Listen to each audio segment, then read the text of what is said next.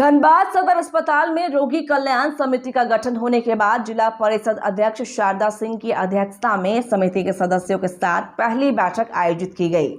Jeep अध्यक्ष इस समिति के पदेन अध्यक्ष होते हैं। समिति के सदस्यों में ADM law and order, SDM, civil surgeon एवं अन्य चिकित्सा पदाधिकारी सभी कुल 18 सदस्य बैठक में मौजूद रहे।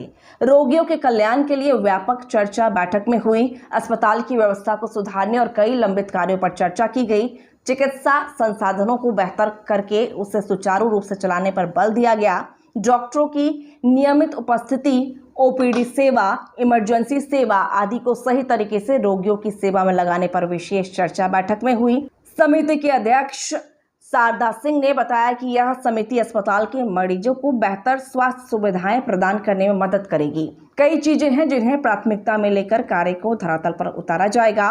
समिति को सरकार से उपलब्ध होने वाले रोगियों के कल्याण के लिए फंड, जिसका उपयोग अब तक समिति गठन नहीं होने के कारण उपयोग में नहीं लिया जा रहा था, अब उस फंड का भी उपयोग अस्पताल को सुचारू रूप से चलाने में किया जाएगा। आयुष्मान योजना से अस्पताल को प्राप्त हुई लगभग 85 लाख रुपए का उपयोग कहां और कैसे करनी है, इस पर भी चर्चा हुई है, जो कि बहुत पहले हो जाना चाहिए था, लेकिन रोगी कल्याण समिति की गठन नहीं हुआ था, जिसके कारण ये बैठक शुरू नहीं हुआ था। आज पहली बार धनबाद में रोगी कल्याण समिति की बैठक हुई है।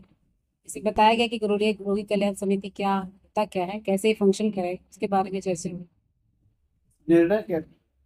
निर्णय लिया गया कि रोगी के कल्याण के लिए काम, रोगी कल्याण समिति है तो रोगी के कल्याण सदर अस्पताल में जो भी आए दिन अखबार में जो चलता रहता है या फिर यहाँ पे हॉस्पिटल विवादित रहता है या फिर कुछ डॉक्टर्स इन्वॉल्व रहते हैं, वो सब सही ढंग से चले। यहाँ पे जो भी पेशेंट आए वो इलाज बेहतर तरीके से कराए और संतुष्ट होकर यहाँ से ठीक होकर के बेहतर इलाज के लिए क्या क्या? जी, अभी इन्होंने बताया कि इनके पास कुछ मशीनें नहीं हैं जो कि जरूरी होना चाहिए, उसके बारे में कहा। कुछ हॉस्पिटल का इंफ्रास्ट्रक्चर के बारे में इन्होंने बताया और इस तरह दवाइयाँ कहाँ से उपलब्ध हो उसके बारे में चर्चा हुई कि जो भी चीज़ यहाँ आना चाहिए और रोगियों के लिए जिसकी कमी है कि किस कारण के इलाज के लिए परेशानी हो रही है, उस चीज़ों का यहाँ चर्चा हुआ कि जिसकी भी जरूरत है उसको लाया जाए और पूर्व से वो क्यों फंक्शनल नहीं है, क्या कारण है जिसके कारण वो नहीं चल रहा है मशीन, उस पर बातचीत हुई है। जी, अब रोगी कल्याण समिति का गठन हो गया है तो उसमें जो कुछ फंड रुके हुए थे, जैसे आयुष्मान फंड था, एक मुख्यमंत्री योजना का फंड था जो रुका हुआ था, जिसको अब हम लोग विस्तार से खर्च कर सकते हैं। वो तो एक एग्जैक्ट अभी हम लोगों ने पता नहीं बताया कि फंड रुका हुआ है। हमको लगता है हर साल आ रहा होगा फंड, तो 3 साल का कुछ फंड होगा जिसको हम लोग हॉस्पिटल को सही ढंग से चलाने के लिए उपयोग में लाएंगे। जी, उसके बारे में आया कि आयुष्मान से भी जो फंड आता है उसको हम लोग अब रोगियों के इलाज के लिए या फिर हॉस्पिटल के किसी चीज़ों के लिए कमी के लिए अगर जरूरत है उसके लिए हम लोग खर्च कर सकते हैं और जो हॉस्पिटल के सामान चाहिए उसके लिए हम लोग ला सकते हैं, खरीदारी हो सकती है उससे।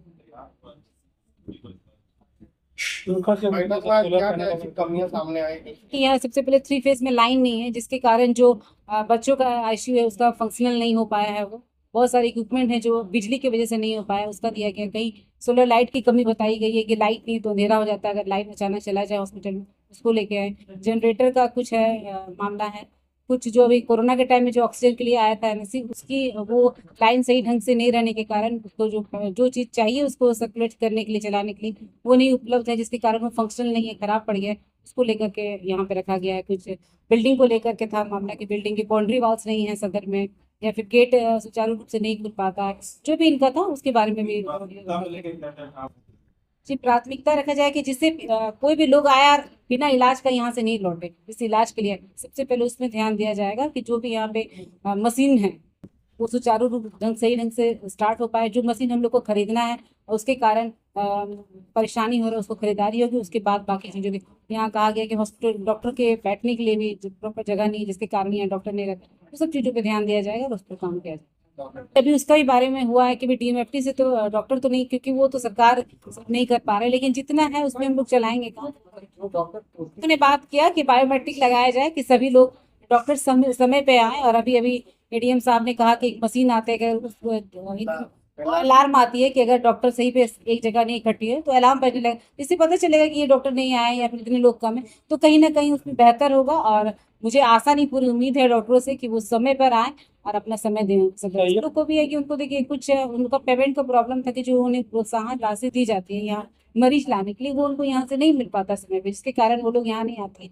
पीएमसीएच चले जाते हैं। तो उसका भी 9 तारीख को एक बैठक है जिसमें ये आदेश दिया जाए कि आप यहाँ आए और उसको देखा जाएगा कि उनका इवन 5 डेज या 10 डेज रहता है, उसके अंदर उनका पेमेंट हो जाए, ताकि सैया जो है पेशेंट को यहाँ लेकर आए। यहाँ के डॉक्टर अगर पीएमसीएच रेफर करते हैं तभी मरीज पीएमसीएच। सदर अस्पताल तो अभी ये समिति, रोगी कल्याण समिति अलग अलग बेसिस पे, टायर पे बने हैं। जैसे यहाँ पे जिला स्तर पे हम लोग काम करेंगे, प्रखंड स्तर में प्रमुख के हिसाब से करना है, पंचायत स्तर में मुखिया के हिसाब से करना है। ये मॉनिटर हम लोग करेंगे, बाकी सभी स्तरीय से चलेगा और इसका विस्तार किया जाएगा, ताकि जो सरकार की उम्मीद है हॉस्पिटल को लेकर के, जो गरीबों के लिए, यहाँ की जनता के लिए जो करना चाहते हैं, वो सुचारू रूप से हो, और धनबाद की जनता को जो हॉस्पिटल सदर हो या फिर प्रखंड स्तरीय हो, उसको सुधार मिले, और जिस उम्मीद से वो हॉस्पिटल है वो मिली पूरी इलाज बिल्कुल होगा। हम लोग का प्रयास रहेगा कि हर जो भी हॉस्पिटल से रिलेटेड जो सुविधा है उसको दुरुस्त करें और उसको लाएं, धरातल पे लाएं, और रोगियों को उससे कल्याण हो सके, क्योंकि इसका नाम ही रोगी कल्याण समिति है।